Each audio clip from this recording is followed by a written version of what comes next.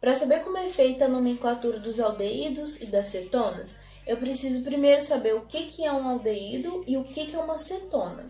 Os aldeídos são compostos orgânicos que possuem como grupo funcional a carbonila, que é um átomo de carbono fazendo uma ligação dupla com um átomo de oxigênio, que está ligado também a um átomo de hidrogênio.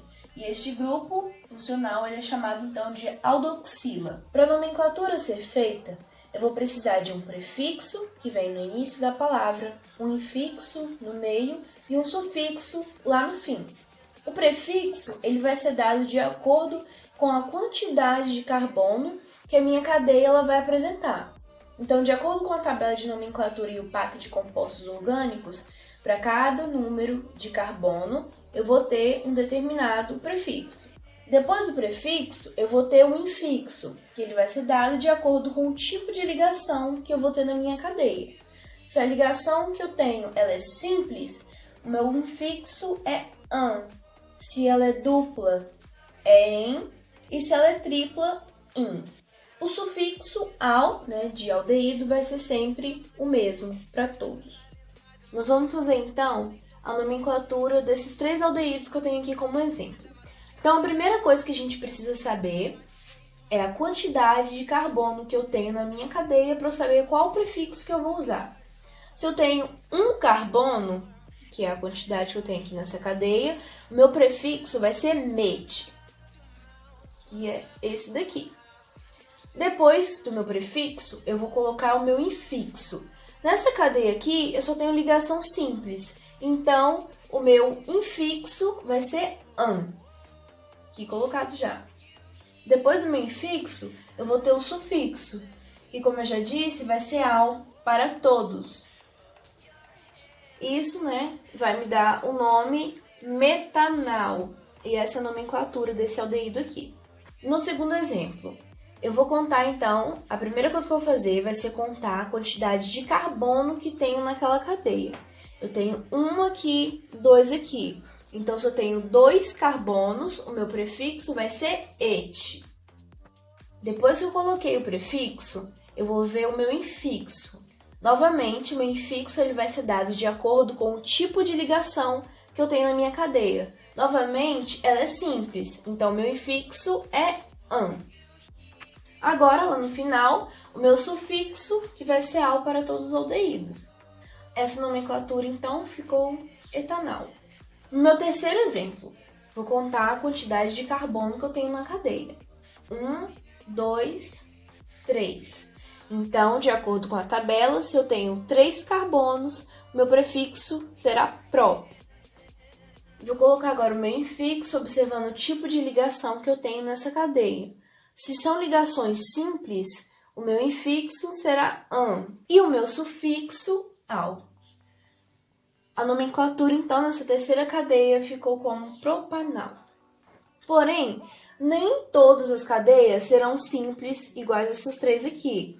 Então, a gente tem que prestar muita atenção. Por exemplo, se aparecer uma cadeia com insaturações, que pode ser uma ligação dupla ou tripla, ou uma cadeia com ramificação, que é o caso dessa cadeia aqui.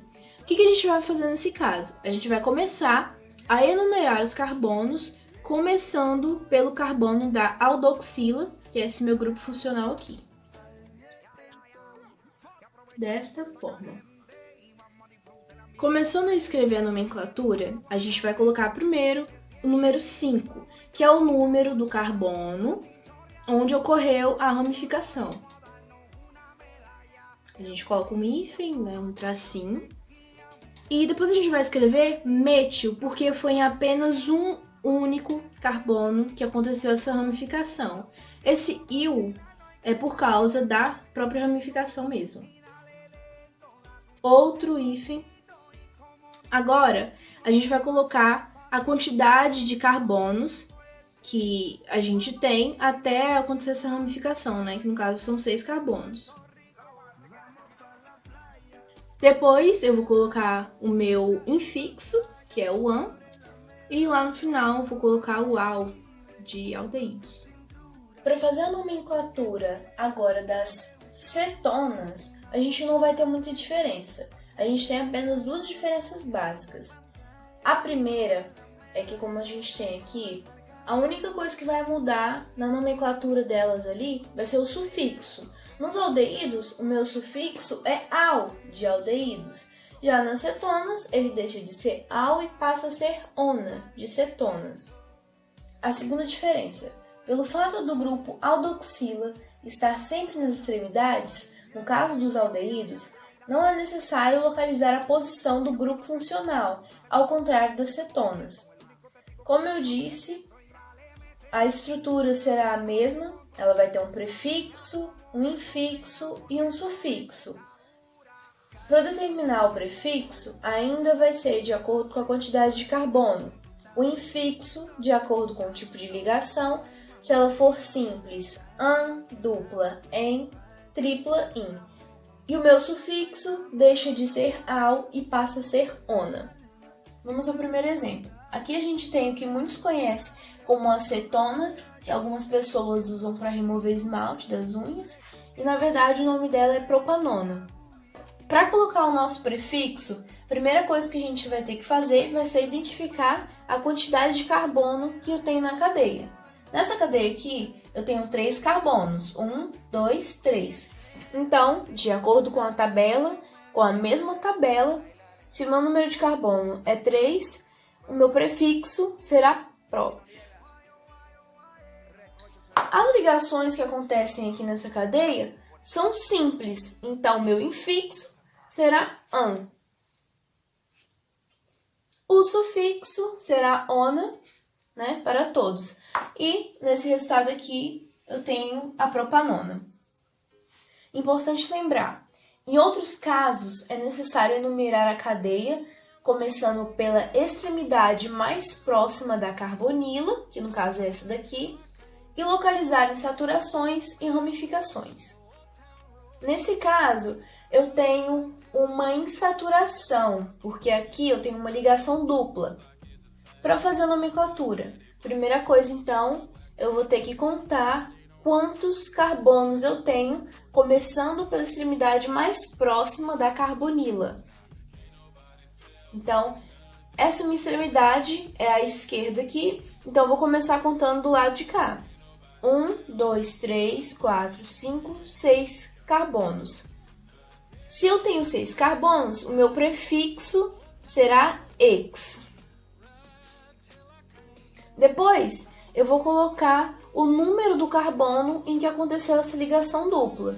No caso, foi no carbono 1. Então, depois do hífen, né, desse tracinho, eu vou colocar o infixo em, porque aqui eu tenho uma ligação que é dupla. Depois de outro hífen, eu vou colocar o número 3, porque é o número do carbono em que eu tenho a carbonila. E por fim, eu vou ter o -ona como sufixo. Esse foi o nosso trabalho, nossa videoaula sobre a nomenclatura dos aldeídos e das cetonas.